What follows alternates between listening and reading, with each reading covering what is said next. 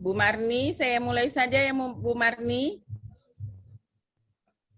Bu Marni, Bu Marni atau ini Wahdani? Wahda kayaknya. Kayaknya ya. Pakai Bu Marni. Ya, Bu Marni ternyata engkau Wahdaya, tapi bukan mukanya Wahdaya itu perasaan itu. Ini siapa nih yang gabung?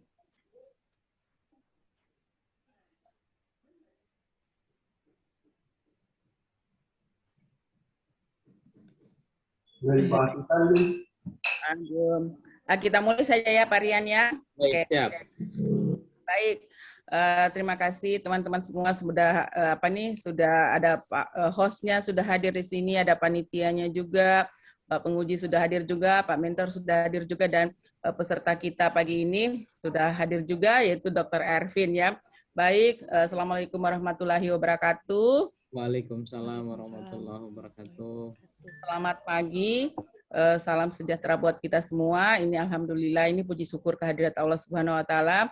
Pagi hari ini kita diberikan kesempatan kesehatan untuk bisa menghadiri secara virtual kegiatan seminar rancangan aktualisasi. Sebelum kita memulai kegiatan di pagi hari ini yang insya Allah akan berlangsung hingga siang atau sore nanti, kita mulai dengan kegiatan berdoa untuk kelancaran semua kegiatan dari pagi hingga selesai nanti. Berdoa dimulai.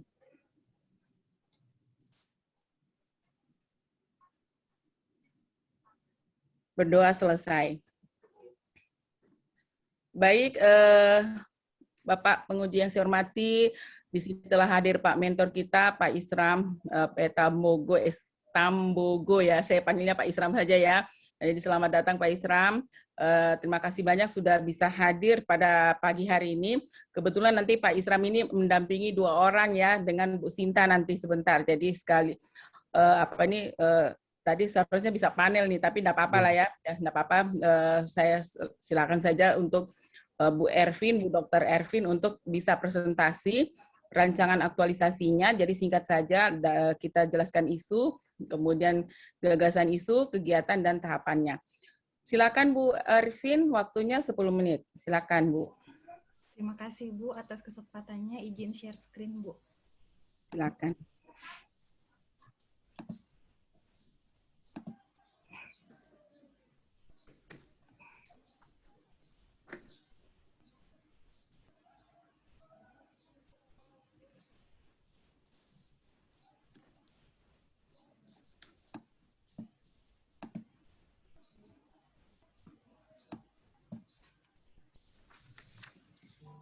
Saya mulai. Assalamualaikum warahmatullahi wabarakatuh. Selamat pagi.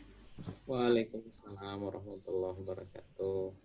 Yang saya hormati Bapak penguji, Bapak Muhammad Rian, SSTP MSI, selaku penguji, kemudian Ibu Dr. Aspina SPD MPD selaku coach saya, dan Bapak Isram Petambogo SKM MKes selaku Bapak mentor saya. Terima kasih sudah hadir di sini untuk menyaksikan saya memaparkan rancangan aktualisasi saya mengenai meningkatkan kepatuhan masyarakat untuk menggunakan masker saat berada di ruang rawat inap Puskesmas Sienjo melalui metode pelana, perang melawan corona. Perkenalkan, saya Dr. Ervin Pratiwi Pasang, unit kerja saya di UPTD Puskesmas Sienjo. Saya bekerja sebagai dokter umum sejak tahun 2019 sampai saat ini. Kemudian di latar belakangnya dimulai dari Undang-Undang Nomor 5 Tahun 2014, kemudian ada Perlan, dan masuk kepada yang khusus yaitu COVID-19, di mana di sini masih menjadi masalah yang global di dalam negara, di seluruh negara, dan di Indonesia sendiri itu data dari Kementerian Kesehatan pada 1 Juni 2021 itu ada peningkatan kasus sebanyak 4.824 orang yang terkonfirmasi dan 145 orang diantaranya meninggal pada hari itu juga. Jadi di sini sangat dibutuhkan peran masyarakat untuk melakukan protokol kesehatan sehingga kita dapat memutus rantai penularan COVID-19 ini. Kemudian ini adalah daftar isu yang ada di puskesmas saya yang menurut saya layak untuk dicarikan gagasan pemecahan isunya. Namun karena terlalu banyak, jadi ada 5 isu, jadi saya tapis dengan teknik APKL sehingga menghasilkan isu prioritas yaitu rendahnya kepatuhan masyarakat untuk menggunakan masker saat berada di ruang rawat inap Puskesmas Sienjo. Ini adalah datanya, jadi setiap hari di puskesmas kami itu pasti ada masyarakat yang tidak menggunakan masker saat berada di ruang rawat inap. Dan lebih banyak yang tidak pakai dibanding yang menggunakan masker. Nah, data COVID sendiri di puskesmas saya sangat meningkat dibandingkan dengan tahun lalu. Jadi tahun lalu itu hanya 1 orang yang terkonfirmasi COVID-19 dan tahun ini itu baru sampai Mei 2021 sudah tercatat 24 kasus terkonfirmasi positif. Ini adalah penyebabnya, saya analisis dengan Fishbone.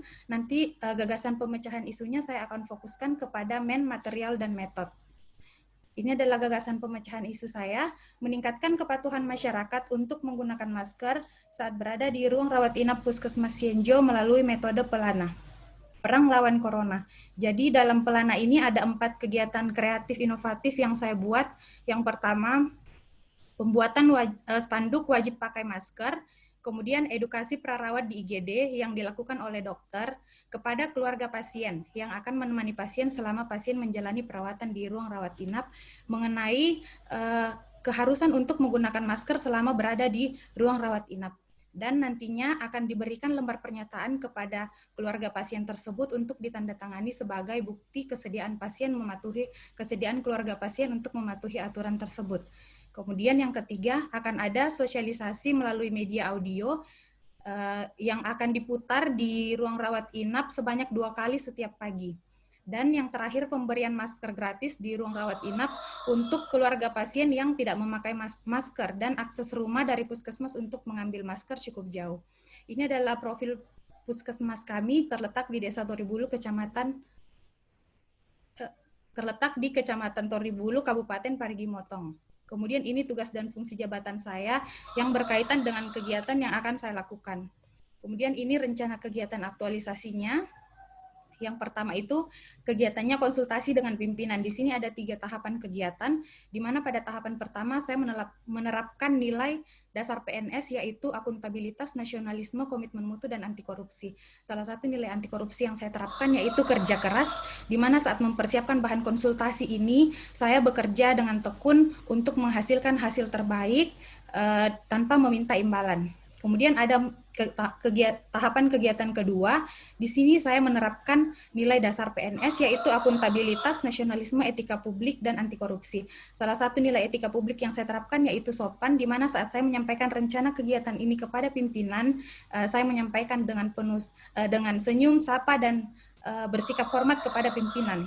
Kemudian yang tahapan kegiatan ketiga, di situ saya menerapkan nilai akuntabilitas, nasionalisme, dan etika publik. Salah satu nilai etika publik yang saya terapkan yaitu terbuka, di mana saya siap menerima masukan dan saran dari pimpinan demi perbaikan kegiatan saya ke depannya.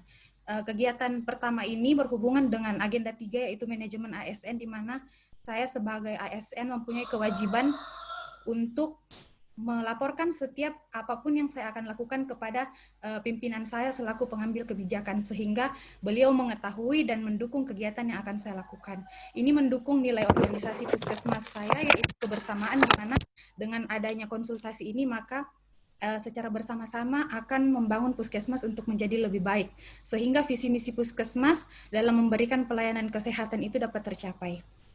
Kemudian kegiatan kedua, penyusunan bahan kegiatan. Di sini juga ada 3 tahapan kegiatan. Tahapan kegiatan yang pertama, di situ saya menerapkan nilai akuntabilitas, nasionalisme, etika publik, dan komitmen mutu. Jadi etika publik yang saya terapkan di sini salah satunya itu terbuka, di mana saya juga siap menerima masukan dari teman-teman petugas promosi kesehatan dan kepala rawat inap mengenai perbaikan kegiatan yang akan saya lakukan. Tahapan kegiatan kedua, saya menerapkan nilai akuntabilitas, komitmen mutu, dan anti korupsi. Dan tahapan kegiatan ketiga, saya menerapkan nilai akuntabilitas, nasionalisme, etika publik, dan komitmen mutu. Di mana nilai akuntabilitas salah satunya yang saya terapkan yaitu partisipatif, di mana dalam partisipatif ini saya melibatkan diri untuk terlibat langsung dalam proses pembuatan penyusunan bahan kegiatan ini. Nah, kegiatan kedua ini berkaitan dengan agenda 3 yaitu whole of government, di mana ada koordinasi dan kolaborasi di situ sehingga menjadi penguatan nilai organisasi puskesmas kami yaitu kebersamaan. Masuk ke kegiatan yang ketiga yaitu sosialisasi rencana kegiatan kepada semua petugas rawat inap. Di sini ada 2 tahapan kegiatan. Pada tahapan yang pertama, di sini saya menerapkan nilai nasionalisme dan etika publik. Kemudian pada tahapan yang kedua, saya menerapkan nilai akuntabilitas, nasionalisme, etika publik, komitmen mutu, dan anti korupsi. Nah, di sini salah satu nilai nasionalisme yang saya terapkan yaitu keadilan sosial, di mana saya menghormati saya menghormati hak dari teman-teman petugas rawat inap, dalam artian seperti ini. Tidak mungkin saya langsung meminta teman-teman untuk melakukan kegiatan saya tanpa teman-teman petugas rawat inap tahu itu kegiatannya seperti apa, kemudian tugas-tugasnya nanti bagaimana. Jadi hak mereka untuk mengetahui kegiatan yang akan saya lakukan. Nah, kegiatan ketiga ini berhubungan dengan agenda 3 yaitu whole of government, di mana di sini juga ada koordinasi kolaborasi nantinya dengan petugas rawat inap untuk terlaksananya kegiatan ini, dan akan mendukung nilai organisasi puskesmas yaitu kebersamaan, dan ketika dilaksanakan secara bersama-sama maka akan menguatkan juga nilai organisasi yaitu melayani dengan baik. Kemudian kegiatan keempat yaitu pelaksanaan kegiatan. Di sini ada 4 tahapan. Tahapan pertama saya menerapkan nilai dasar PNS yaitu akuntabilitas, nasionalisme, etika publik, komitmen mutu, dan anti korupsi. Kemudian pada tahapan kedua saya juga menerapkan nilai akuntabilitas, nasionalisme, etika publik, komitmen mutu, dan anti korupsi, di mana salah satu nilai etika publik yang saya terapkan yaitu jujur. Jadi pada saat saya menyampaikan edukasi kepada keluarga pasien itu harus betul-betul sesuai dengan maksudnya saya tidak menambah atau mengurangi efek dari COVID ini. Jadi menyampaikannya itu secara jujur tanpa menambahkan atau mengurangi dari penjelasan yang ingin saya sampaikan. Kemudian tahapan kegiatan yang ketiga, di sini saya menerapkan nilai akuntabilitas, nasionalisme, etika publik, komitmen mutu, dan anti korupsi. Nah, di sini nilai anti korupsi yang saya terapkan yaitu sederhana, di mana dengan sumber daya yang ada, sederhana ini maksudnya dengan sumber daya yang ada saya bisa memaksimalkan kegiatan tersebut. Nah, pada tahapan kegiatan keempat, saya menerapkan nilai akuntabilitas, nasionalisme, etika publik, dan komitmen mutu serta anti korupsi. Nah, dari keempat tahapan kegiatan ini dan dari kegiatan ini, pelaksanaan kegiatan ini berhubungan dengan agenda 3 yaitu whole of government, di mana dalam pelaksanaan kegiatan itu melibatkan berkoordinasi dan kolaborasi dengan teman-teman baik dari promosi kesehatan ataupun dari petugas rawat inap. Sehingga di sini juga menguatkan nilai organisasi yaitu kebersamaan, dan dengan bersama-sama maka akan terjadi pelayanan yang lebih baik. Jadi menguatkan juga nilai organisasi yaitu melayani dengan baik, sehingga terwujud visi misi puskesmas yaitu mewujudkan PKM Sienjo yang mampu memberikan pelayanan yang bermutu kepada masyarakat. Kegiatan yang terakhir yaitu evaluasi. Di sini ada 3 tahapan kegiatan. Pada tahapan kegiatan pertama, di situ saya menerapkan nilai akuntabilitas, nasionalisme, komitmen mutu, dan anti korupsi, di mana anti korupsi yang saya terapkan yaitu kerja keras. Jadi saat persiapan instrumen ini, saya betul-betul melakukannya dengan tekun untuk menghasilkan yang terbaik tanpa meminta imbalan apapun. Kemudian dalam pelaksanaan evaluasi, nilai yang saya terapkan yaitu akuntabilitas, nasionalisme, etika publik, dan komitmen mutu. Kemudian yang tahapan terakhir yang saya terapkan nilainya yaitu akuntabilitas, nasionalisme, etika publik, dan anti korupsi. Nilai anti korupsi di sini yang saya terapkan yaitu berani. Jadi saat saya melaporkan hasil evaluasi kepada pimpinan, saya berani memaparkan fakta-fakta yang sesuai dengan hasil kegiatan saya. Jadi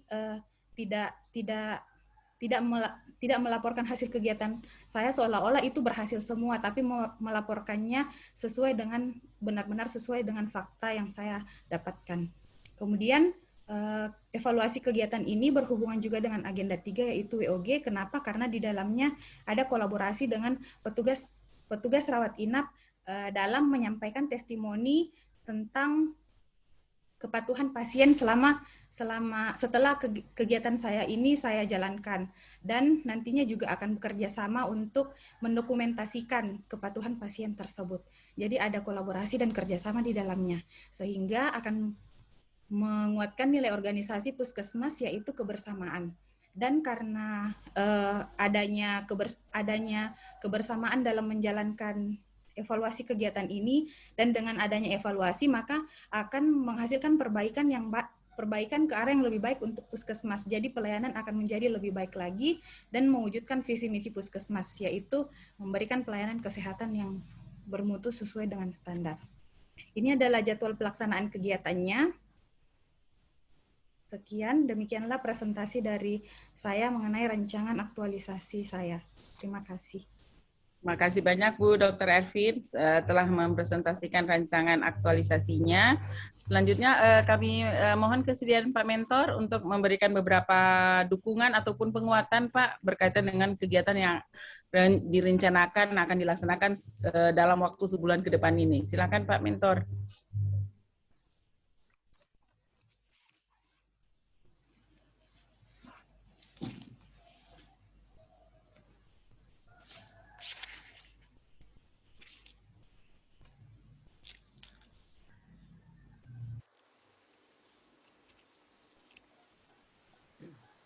Masih di mute kayaknya. Izin Pak Mentor. Ya. Ya. Assalamualaikum warahmatullahi wabarakatuh. Waalaikumsalam. Izin yang saya hormati teman-teman dari pelaksana Latsar yang ada di Provinsi Sulawesi Tengah, terutama Ibu Dokter ya.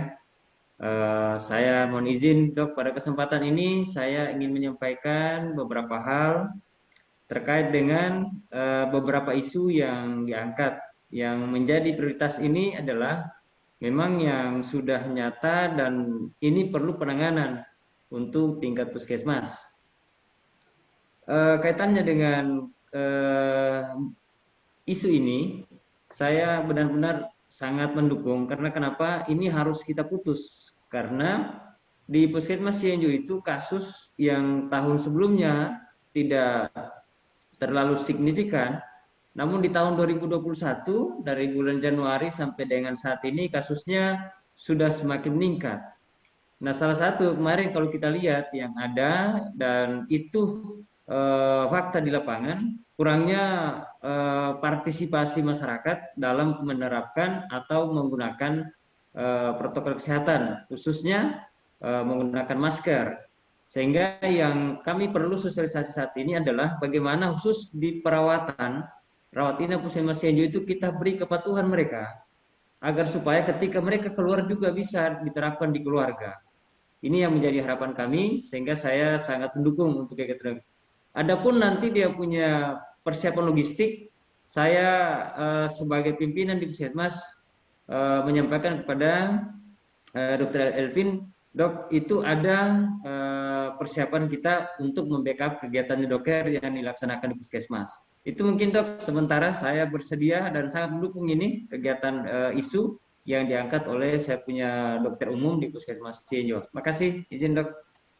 Baik, terima kasih banyak Pak Mentor, Pak Isram sudah memberikan beberapa dukungan ataupun penguatan dengan rencana aktualisasi dari Bu Dr. Ervin. Silakan selanjutnya kami silakan ke Pak Penguji, Pak Kabid, Pak Rian, silakan. Bismillahirrahmanirrahim. Assalamualaikum warahmatullahi wabarakatuh. Waalaikumsalam warahmatullahi wabarakatuh. Selamat pagi, salam sejahtera untuk kita semua. Yang kami hormati Ibu Doktor, Ibu Aspina sebagai coach. Yang kami hormati Pak Isran, Pak Mentor. Selamat datang Pak Isran, Mentor. Ya, siap. Ya. Makasih. Sudah meluangkan waktu untuk hadir bersama kami di sini. Untuk merupakan bagian penting dari pelaksanaan aktualisasi nanti dari Ibu Dr. Ervin. Oleh karena itu, kehadiran mentor sangat kami harapkan. Kemudian, kenapa mentor harus dihadirkan? Karena mentor yang paling tahu kondisi di lapangan seperti apa. Kemudian, mentor yang paling tahu substansi apa yang disampaikan oleh Ibu Dokter. Senang sekali rasanya mendengar ketika Pak Mentor menyampaikan bahwa ini sangat didukung, kemudian ada backup dari mentor mengenai logistik. Itu luar biasa. Itu menunjukkan bahwa memang mentor tahu betul apa yang diangkat oleh Ibu Dr. Ervin. Selanjutnya yang kami hormati ada Ibu host di sini, Bu Marni, Pak Afgan, ada Ibu Wahda juga, dan teman-teman yang sudah memfasilitasi kita dari kemarin sampai dengan hari ini. Berikut yang kami banggakan Ibu Dr. Ervin. Ini ada Ibu Doktor, ada Ibu Dokter. Yang luar biasa, dan dihadiri oleh orang-orang yang luar biasa juga, ada dokter, ada dokter. Bu Dokter tadi sudah menyampaikan dengan sangat baik, laporannya juga saya tidak menyangka ini luar biasa, saking luar biasanya paling tebal sendiri kayaknya ini laporannya. Yang pertama, di dalam latar belakang saya kira sudah cukup lugas, kemudian menyampaikan data-data juga sangat baik. Di dalam analisis juga saya terima kasih banyak sudah melakukan analisis, kemudian menarasikannya dengan sangat baik, kemudian melahirkan isu, gagasan, sampai dengan kegiatan-kegiatan kreatifnya. Tetapi sebelum jauh melanjut ke sana, ke Bu Dokter, ingin yang kami klarifikasi terlebih dahulu, yaitu meningkatkan kepatuhan masyarakat untuk menggunakan masker. Izin Bu Dokter, kenapa hanya memakai masker? Kenapa tidak sekaligus saja satu paket? Ada menjaga jaraknya, ada mencuci tangannya. Kenapa menspesifikasikan ke masker? Ya Pak, terima kasih Pak atas pertanyaannya. Kenapa alasan saya menspesifikkan kegiatan ini kepada memakai masker, karena sebagian besar masyarakat yang berada di ruang rawat inap itu sebenarnya sudah melaksanakan protokol kesehatan yang lainnya. Jadi kami sudah punya satu inovasi tentang COVID ini. Jadi saat mau masuk ke dalam ruang rawat inap, keluarga pasien itu diminta untuk bertanda tangan bahwa siap yang menjaga itu hanya satu orang. Nah, dan itu betul-betul dilaksanakan. Jadi hampir semua seperti itu. Jadi mereka secara tidak langsung ya dengan 1-2 orang saja yang menjaga, kan berarti sudah menerapkan jaga jarak di dalam ruang rawat inap. Kemudian ada tempat untuk cuci tangan di depan ruang rawat inap. Jadi itu juga sudah dilakukan oleh keluarga pasien yang ingin masuk ke dalam ruang rawat inap. Hanya saja karena ruang rawat inap kami ini kan seperti bangsal, jadi banyak pasien di dalam satu ruangan. Nah, di situ kadang keluarga pasien datang memakai masker, tapi sampai di dalam itu maskernya dibuka. Jadi walaupun protokol kesehatan yang lain sudah dijalankan, itu sama dengan tidak maksimal karena masih ada satu protokol kesehatan yang dilanggar. Sedangkan memakai masker ini dari Kementerian Kesehatan itu, apabila kita memakai masker dan orang lain memakai masker, itu resiko penularan akan berkurang sebanyak 1,5 menjadi sisa 1,5%. Nah, apabila itu semua tidak diterapkan, jadinya resiko penularannya itu akan menjadi 100% gitu, Pak. Oke, jadi lebih spesifik ke masker. Iya.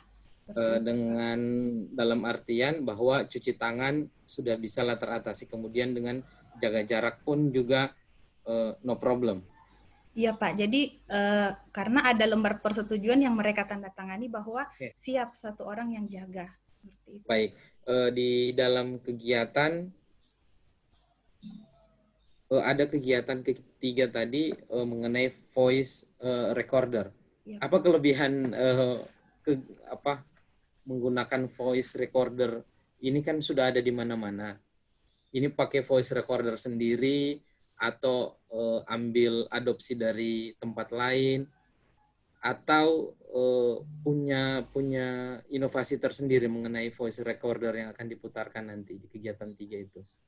Ya Pak, jadi kenapa saya lebih memilih audio dibandingkan dengan audio visual atau yang lainnya, karena walaupun di tempat lain sudah ada, tapi di puskesmas kami itu belum ada himbauan seperti itu melalui baik secara langsung ataupun melalui himbauan-himbauan yang direkam. Jadi menurut saya itu salah satu yang sangat membantu. Yang kedua, apabila saya menggunakan voice recorder ini, masyarakat kan biasanya itu di ruang perawatan itu kan tidak semua punya TV, jadi tidak akan maksimal kalau saya buat dalam bentuk video. Jadi lebih baik itu saya buat dalam bentuk voice recorder, jadi semua bisa mendengar. Kebetulan nurse station-nya kami itu persis berada di tengah dan kami dilengkapi dengan speaker. Jadi ada speaker di ruang rawat inap. Jadi itu akan saya manfaatkan untuk pembuatan voice recorder ini. Seperti itu, Oke, Pak. baik. Artinya ini kegiatan kreatif, voice recorder. Voice recordernya nanti kontennya kalau boleh tahu nanti isinya mengenai apa, Bu? isinya itu lebih ke himbauan sebenarnya Pak. Jadi untuk terus menggunakan masker saat berada di ruangan, karena ada keluarga pasien yang datang pakai masker tapi di ruangan dilepas. Jadi itu untuk isinya adalah lebih ke himbauan untuk menggunakan masker dan manfaatnya ketika masker itu digunakan. Oke, baik. Di kegiatan ketiga itu saya kira kreatif sekali, nanti tinggal dilaksanakan. Saya awalnya tadi sempat bertanya-tanya ini bagaimana dengan kelengkapannya sound dan seterusnya, nanti apakah disiapkan oleh mentor atau mau disiapkan sendiri. Ternyata fasilitas itu sekarang sudah ada. Iya Pak. Berikut Bu Dokter tinggal ditambahkan saja keterkaitan antara isu yang diambil dengan pembelajaran kita di agenda 3. Dikaitkan saja dengan WOG atau pelayanan publik atau manajemen ASN. Punya keterkaitan di antara ketiganya atau mungkin salah satunya. Itu dinarasikan, kemudian disampaikan di dalam laporan. Berikut dalam pembuktian ini biasanya teman-teman dari tenaga kesehatan yang sering melakukan ini, yaitu jangan sampai dalam dokumentasi nantinya melanggar nilai. Dalam artian yang kita aktualisasikan ini adalah nilai. Jangan sampai melanggar nilai. Saya setuju sekali tadi ada dokumentasi di blur muka. Karena kemarin ada dari petugas kesehatan kebetulan ambilnya mengenai ASI, itu memang foto-foto ibu lagi menyusui semua dipasang di dokumentasi. Payudara tidak di blur, muka juga tidak di blur. Kalau saya sebagai penguji tidak apa-apa, saya suka saja melihat, tapi nanti ini kan jadi kontraktor. Jadi nanti dokumentasinya dibuat sedemikian rupa sehingga tidak melanggar nilai. Saya kira ini laporannya luar biasa, lengkap sekali. Terima kasih banyak sudah membuat laporan sebaik ini. Kemudian juga nilai-nilainya juga yang bikin bagusnya bukan disampaikan hanya nilainya, tetapi narasi dari nilai keterkaitan nilai itu. Saya kira cukup. Selamat beraktualisasi, manage waktu dengan baik, jaga kesehatan, tetap berkonsultasi dengan Pak Mentor, dan tentunya semua progres kepada Coach. Saya kira cukup, Bu Coach. Terima kasih banyak. Terima kasih, Pak. Baik, terima kasih banyak Bapak Penguji, Pak Rian. Selanjutnya Pak Mentor, masih ada yang mau disampaikan Pak berkaitan dengan kegiatan Bu Ervin ini? Ada Ibu Dokter, sedikit saya ingin menyampaikan. Saya juga tadi ketika menyimak penyampaian Ibu Dokter Ervin, karena waktu konsultasi saya tidak seperti ini. Dia punya narasinya. Begitu saya lihat pada saat pemaparan, saya bilang luar biasa ini dokter sampaikan, kayak menyentuh sekali sesuai dengan apa yang ada di Puskesmas Cianjur ini, Ibu Dokter. Terima kasih, Pak. Makanya saya terima kasih sekali, mudah-mudahan Ibu Dokter pada saat aktualisasi, saya tetap dampingi, saya ingin hasil yang maksimal untuk mendampingi Ibu Dokter. Terima kasih, Ibu Dokter. Baik. Terima kasih banyak Pak Mentor, Pak Isram. Baik, Pak Penguji, Pak Isram, dan Bu Ervin. Bu Ervin saya kira sudah mencatat dengan baik masukan-masukan dari Bapak Penguji tadi. Ada beberapa yang harus ditambahkan lagi ke dalam rancangannya untuk lebih sempurna. Dan pada akhirnya setelah semua mendengar dari Pak Penguji dan Pak Mentor, kita cukupkan sekian seminar rancangan aktualisasi atas nama Bu Dr. Ervin Pratipasang. Sekali lagi selamat. We always keep in touch ya Bu Dokter ya. Jadi kita tetap berhubungan untuk bisa menyelesaikan rancangan, menyelesaikan tahapan-tahapan ataupun kegiatan-kegiatan yang akan dilaksanakan nanti. Baik, saya kira cukup untuk Bu Ervin. Sukses selalu. Saya akhiri. Billahi taufiq wal hidayah. Assalamualaikum warahmatullahi wabarakatuh. Selamat pagi. Waalaikumsalam warahmatullahi wabarakatuh. Terima kasih Pak Rian. Terima kasih Pak. Ibu. Kalau Pak Mentor tetap di sini, tetap kayak ya, Bu Ervin boleh izin live room ya, Ibu. Ya, boleh live room. Silakan nanti siapa lagi yang Iya, Ibu.